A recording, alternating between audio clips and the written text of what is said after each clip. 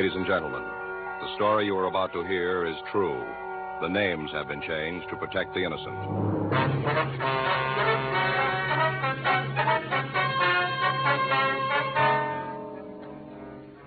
You're a detective sergeant.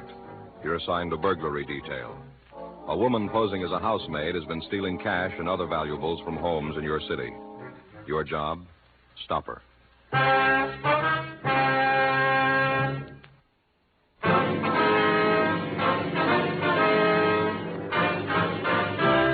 Dragnet, the documented drama of an actual crime.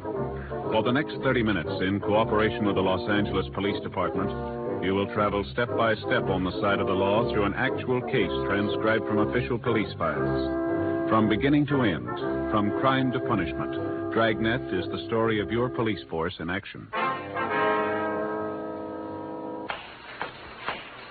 It was Tuesday, October 11th. It was cloudy in Los Angeles. We were working the day watch out of burglary detail. My partner's Frank Smith. The boss is Captain Bernard. My name's Frank. We were on our way back from lunch, and it was 1:17 p.m. when we got to room 45. Burglary. Hey, Smith. Huh? Your wife called while you're out. Wants you to call her back. Oh, thanks. That's funny. Sounded like Faye to call in the middle of the day. Well, Kids are all right when I left this morning. Wonder what she wants. why don't you call her and find out? You're not married, Joe. You don't understand. Sometimes a guy wants a minute to think things over. Sort of prepare himself if he's done something he shouldn't. Mm-hmm. Well, have you? Well, what? Done something you shouldn't? Of course not. Then be my guest.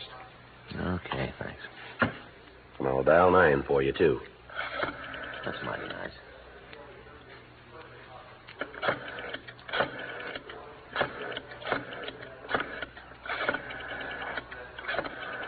Funny, I know the kids are all right. Mm-hmm. Hi, honey. Yeah, Anna just told me. Oh, we're out to lunch. Why? Something wrong? Oh. What happened? I see. Does she know who? She reported? Why not? Oh, yeah. Well, what'd you tell her? I guess we could. Yeah. Sure. This afternoon, I guess. Yeah, Joseph. It'll be about 7:30, I guess. All right, honey, thanks for telling me. If anything comes up, I'll call you. Yeah, bye. Nice old lady like that. What's that? I don't think you ever met her, Joe. Her name's Mrs. Vesper. No, it doesn't sound familiar. Used to live next door to us when I was a kid. Mm-hmm. Known me since, well, ever since I can remember. I guess. Yeah. She's alone now. Faye calls her up every once in a while, see if she's all right. Mm-hmm. Called her this morning. Yeah. Mrs. Vesper says she had some money stolen, some jewelry. Happened yesterday. Didn't she report it? Faye doesn't seem to think so. Wants me to talk to her. All right, let's go. Well? Joe, Yeah? you got to promise me something. You got to give me your word right here. Mm-hmm. I don't want you to kid me afterwards about the way she treats me. Ms. Vesper? Yeah. I told you she's known me all my life. Yeah. Well, sometimes she acts like I'm still a little boy. Mm-hmm. You know how it is. Sure. So you won't rib me, huh? No. About anything at all? Well, what are you getting at? Well, she doesn't think I ought to be on the force, for one thing. I might as well tell you about it. If I don't, she will. Yeah. She always claims I should have taken up something else. Like what? Oh, you know the crazy ideas people get, especially about kids. Mm. Well, Miss Vesper thinks Well, see, when I was a lot younger, real young, 10 or 12, I used to sort of memorize things, little pieces and poems. With what? Memorize things, poems and little pieces, and I'd go next door and recite them for her. Yeah. You say she's known you all her life? Yeah, practically, I guess. Well, it'll be true if we don't get out there. Well, she got a real kick out of them poems, and I wasn't much good, but she was prejudiced because she liked me, you know. Mm-hmm. Want to go? Want to go? Yeah, but I just want to explain this. That she thinks I should have kept at it. Made it my career. Reciting poems? No, not exactly reciting, Joe. I didn't just recite them. You wrote them, too. Yeah.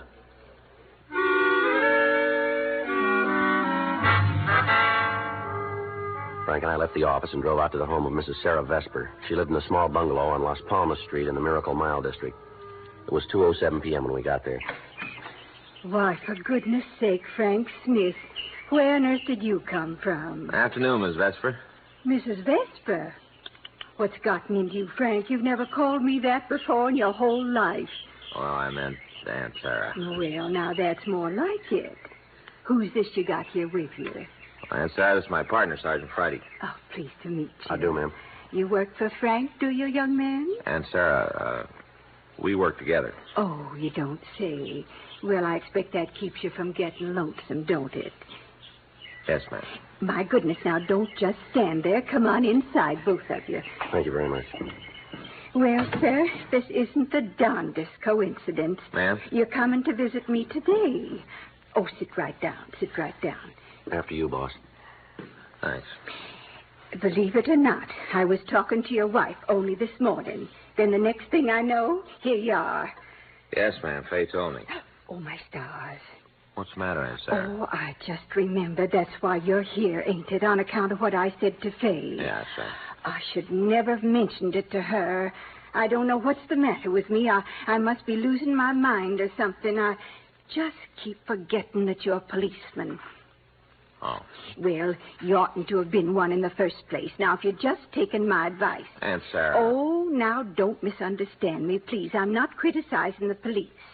Well, we certainly couldn't get along without them, and I'd be the first to say so, but some people have a talent for one thing, and some people are talented in a different direction. Isn't that right, Mr. Friday? Yes, ma'am. You take Frank here. He had a real talent for making up verses, even when he was just a little tyke.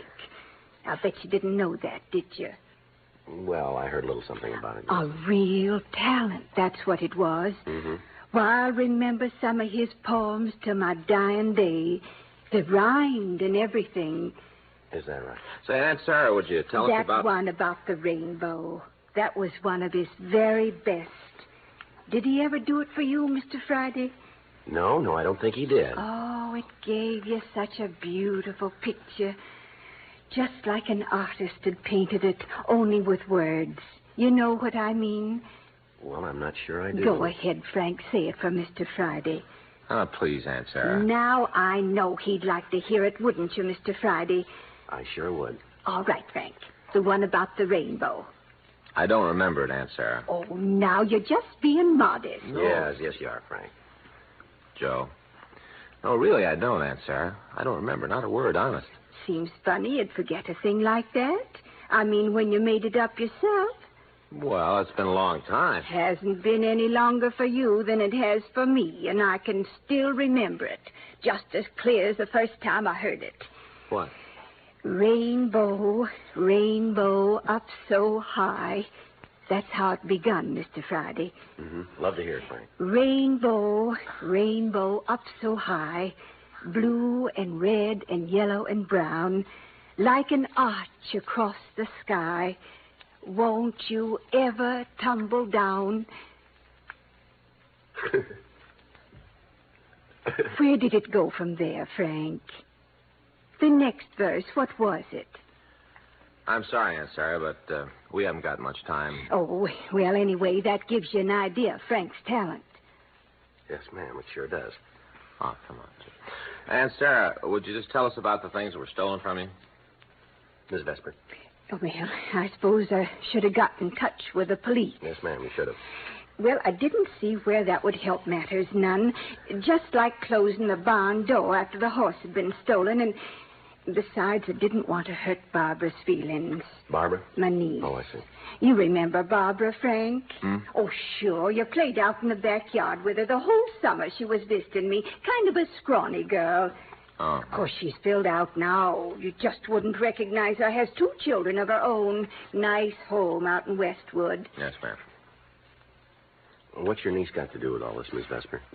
Oh, she's the one who sent her. Ma'am? The cleaning woman.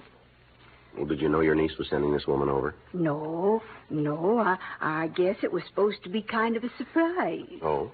Anyway, she just come up to the door yesterday morning, long about 9:30, announced that she was ready to go to work. I see. First, I didn't know what she was getting at. Then she explained about Barbara hiring her to give me a hand. Of course, I don't need nobody. Little place like this, no trouble at all. Yes, ma'am. But I didn't want to hurt Barbara's feelings, so I told her to come on in. Figured maybe she could help out some of the heavy work, turning the mattresses and moving furniture. Sure. What was the woman's name, Aunt Sarah? Margaret. That's what she told me, Margaret. Do you know her last name? No, don't think she even mentioned it. All right, what happened next? Well, we did the cleaning. Not that she was much of a housekeeper. Practically had to go over the whole place after she left. About how long did she stay, do you remember? Half day. That's what she said Barbara had hired her for. Must have been about, 10 after 1 when she went. Didn't even give me a full 4 hours. Mm-hmm. Insisted on my fixing her some lunch, too. I tell you, that woman sure had her share of gall, eating my sandwiches at the same time she was robbing me. Wonder she didn't ask for car fare. Mm-hmm. Well, just what was it she stole? My cash money. Cleaned out every pocketbook in the dresser. Found the bills I had hid under the dresser scarf, too. Yes, ma'am. How soon did you find out that these things were gone? A little while after she left, when I went to straighten up the mess she'd made. And you still haven't talked to your niece about all this? Oh, I told you I didn't want to get her all upset. Mm-hmm. I suppose she will think it's funny I haven't called to thank her. I wonder if you'd mind calling her now. You mean right now? Yes, ma'am. And do I have to? Well, we'd like to get this cleaning woman's name and address. You don't have to say why you're calling, Aunt Sarah. Oh, she's bound to know something's wrong. Barbara's no fool. Well, if you won't talk to her, we will. We can find out where she lives. Huh. Guess I was wrong about you, Frank Smith. Ma'am? Guess you're turning into a policeman after all. Like looking a gift horse in the teeth, that's what it is. Barbara's going to think I don't appreciate all she's done for me. You wait there. I'll be right back. Yes, ma'am. All right, go ahead and say it. Hmm? Go on, get it over with. Ride me about the poem. I saw you smirking. I'd rather you did that than just sit there with that silly smirk on your face. I suppose you never made up any poems when you were a kid, huh? Oh, I might have. I'll bet. Blue and red and brown, like an arch up in the sky. When will you tumble down? Is that it? Oh, Joe. Of course, I wasn't a real talented poet. Yeah. What are you staring at, then? No, nothing at all. Well, then stop it, will you? No, I was just noticing you need a haircut, don't you? Well, I'm going to get one this week. You're not letting it grow long, then? Why would I let... Joe, so help me if we ever get out of here. Just slipped out. I won't say another word, I promise. Or look either, huh? All right, I won't even look. Good. Well, now that isn't the strangest thing. Did you get hold of your niece, Miss Vesper? Oh, yes. Yes, I talked to her, but I don't understand it. Simply don't understand it. What's that? That cleaning woman. What about her? Barbara didn't have anything to do with it. Oh? She's never even heard of her.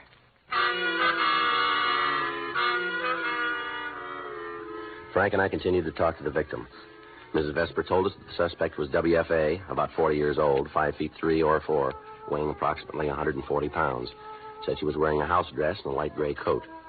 She also gave us a detailed description of the jewelry that had been stolen. Frank telephoned Mrs. Vesper's niece, and she said she was not acquainted with anyone who answered the suspect's description. 5:17 p.m. The crime lab reported they had found no physical evidence at the Vesper residence. 3 days later, October 14th, we received a theft report from a woman living near Wilshire and Western. The suspect had gained entrance by saying that a neighbor had sent her to clean. The description tallied with what we already had. During the next 2 weeks, 9 more thefts were reported. In each case, the suspect had used the same MO, and the description indicated that the crimes had all been the work of the same woman. Each of the thefts took place within a few blocks of Wilshire Boulevard, in the area between Vermont and Fairfax. In one instance, the suspect had been seen departing on the Wilshire bus. Police officers staked out buses and bus stops. Lists of the stolen property were sent to all pawn shops in the city. 2 women were brought in for questioning, but the victims were unable to give positive identification. Employment agencies for domestic workers were contacted. Newspaper want ads were checked. No leads developed. Saturday, October 29th, 2:17 p.m. I get it. Burglary Friday. Who? Oh, yeah. Yeah, Corky. What's that? Yeah, thanks. If you can? Okay. Corky Levitt. Yeah? Woman's in his pawn shop trying to unload a diamond clip. Oh? Corky says it's on our list.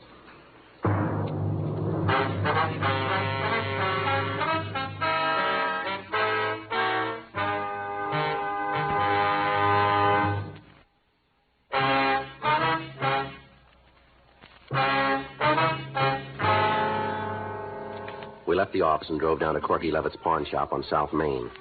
Over the phone, Corky had said he would stall the woman as long as he could. It was 2:28 p.m. when we got to his place. The woman was still there. You make up your mind, Buster, give me some dough on the thing or hand it back. I'll take it someplace else. Let's have a look at it, Corky. Sure. Hey, what is this? Police officers. Huh? All right, let's go. Take your hands off me or I'll I clock. said let's go. Thanks, Sparky. Sure, you bet. Yeah, thanks a lot. I suppose you let me in on it. What's the beef? We'll talk it over at the office, huh? About what? This clip. You mean it's hot? Is that what you're getting at? Why don't you tell us? Well, wouldn't you know it? Lucky Rita. Sure walked into it this time, didn't I? Looks like it. You clowns have got your minds all made up. You think I stole that pin, don't you? Somebody did. 2:42 p.m. We contacted Control 1 and notified them we were bringing in a female suspect. They took down our mileage and location and made a note of the time. 8 minutes later, we pulled into the city hall and we again checked with Control 1. While the suspect was being searched by a policewoman, we talked to one of the victims. The victim positively identified the diamond clip as belonging to her. 3:41 p.m. We interrogated the suspect in the squad room. All right, sit down over there. You want a cigarette? Yeah.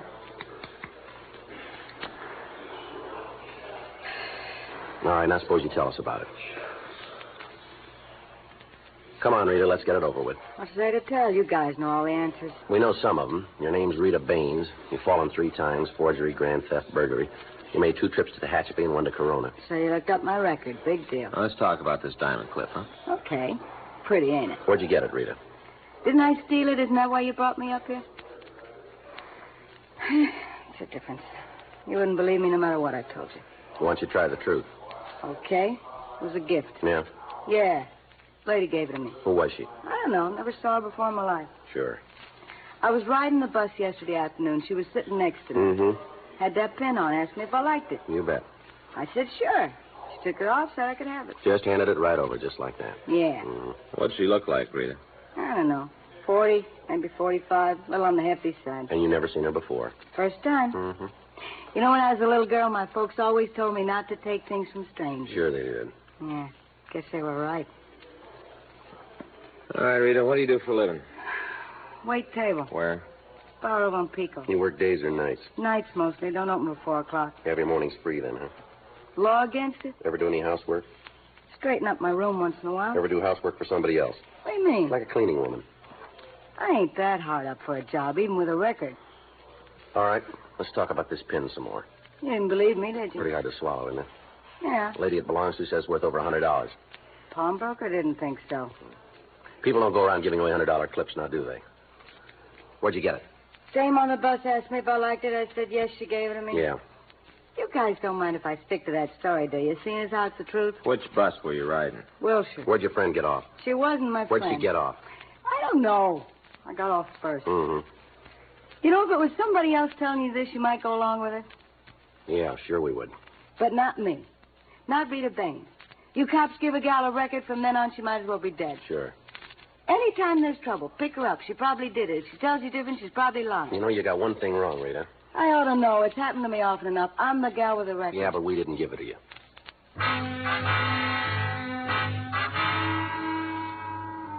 Frank and I continued to question the suspect, but she refused to change her story. 8:42 p.m. A special show-up was held for several of the burglary victims. None of them identified Rita Baines. 9:06 p.m. She was released from custody, and we went back to the office. Well, if she didn't take that clip, she knows who did. Maybe. Yeah, stands to reason, Joe. Nobody's going to go to all the trouble of stealing this stuff and then give it away. Burglary Friday. Yes, ma'am. What's that? I see. Mm-hmm. Yes, we would. What's your address? All right, thank you very much. Just a few minutes. Goodbye. Well, here we go again. Another burglary? Mm-mm. Another piece of free jewelry.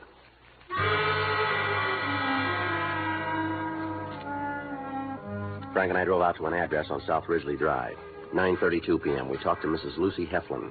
She showed us a pearl choker that had been given to her by a woman she met at a bus stop earlier in the evening. I didn't want to take it. I told her so, but she wouldn't listen. Yes, ma'am. And then afterwards, when I got home and thought about it, well, I started wondering if maybe there was some reason why she was so anxious to get rid of those pearls, so I called you. Just where was it you saw this woman, Miss Heflin? Corner of Wilshire and Barstow. That's where I was waiting for my bus. I take the Wilshire Express home. Uh-huh. She was on a local. I see.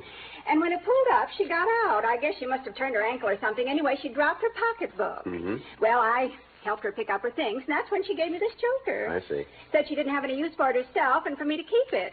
Tried to give it back, but she wouldn't wait. Mm-hmm. I tried to follow her, but just then my bus came along, and I knew there wouldn't be another one for maybe an hour. Yes, ma'am. They don't run very regular after 8 o'clock. Yes. Anyway, I figured I could always return the choker if that seemed like the best thing.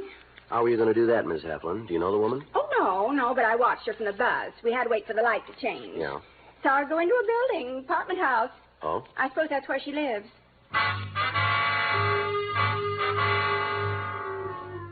Miss Heflin told us that the woman had entered an apartment house on Barstow Street, 2 doors from the Wilshire corner. We asked her to describe the suspect, and her description tallied with what we already had. 10:15 p.m. We drove over to the Barstow Avenue address and talked to the manager of the apartment. He told us that a woman answering the suspect's description lived on the 2nd floor, apartment 7. He said that her name was Edna Landy. Frank and I went upstairs to talk to her. Well, this must be it. Yeah.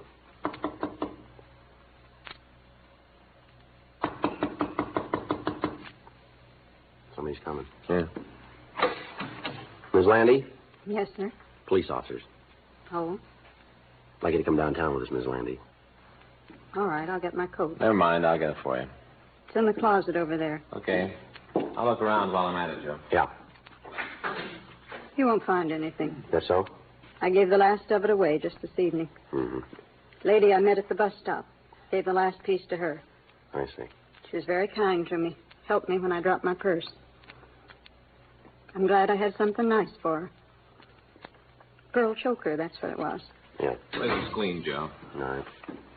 I said you wouldn't find anything. Why'd you do it, Miss Landy? Why'd you steal those things? Oh, I wasn't stealing. Oh, you weren't, huh? Of course not. I'm just teaching them a lesson. Yeah. They needed it. Needed it bad. Never trust anybody. Always say you're stealing from them. Well, who are you talking about, Miss Landy?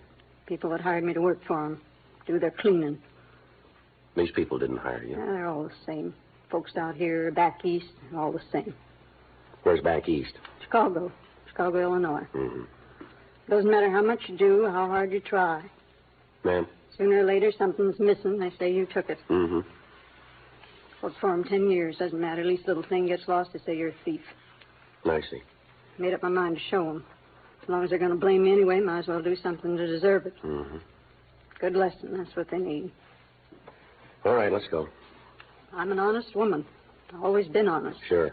I never took that money from Mrs. Dresser. She was wrong to say I did. Never took nothing that didn't belong to me. Until you came out here. That's different. Even then, I wasn't taken from myself. I gave all the jewelry away. It wasn't for me. Well, it was more than jewelry, Miss Landy. A lot of money missing, too. No, I didn't keep it. Oh? I sent it off, every penny. Sent it to charity, different charities all over. I wouldn't keep something that wasn't mine. I see. Maybe next time they'll be a little more careful who they say is a thief. Yes, ma'am. It isn't right to accuse somebody when she hasn't done it just because you're the cleaning woman. That doesn't mean you're not honest. Mm-hmm. Well, I showed them. Showed them if I really wanted to be a crook, how easy it was. Mm-hmm. You mustn't think I was doing anything wrong. No. Just trying to make them understand, that's all. Cleaning woman's like everybody else. She's got feelings, too, and pride like everybody else. Mm-hmm. Maybe now they'll see where they made their mistake. Yeah. Well, they better. I won't stand for being called a liar and a thief, not anymore. Folks better treat me a whole lot different from here on in. Well, that's right, Miss Landy. What? They will.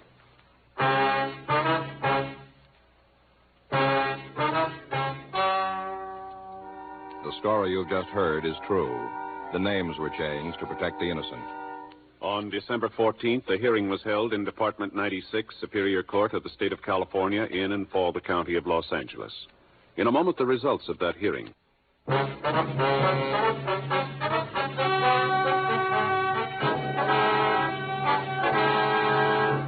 Edna Foster Landy was examined by 3 psychiatrists appointed by the court and was found to be mentally incompetent.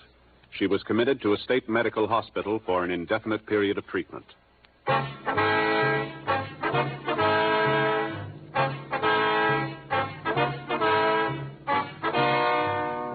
You have just heard Dragnet, a series of authentic cases from official files. Technical advice comes from the Office of Chief of Police W.H. Parker, Los Angeles Police Department.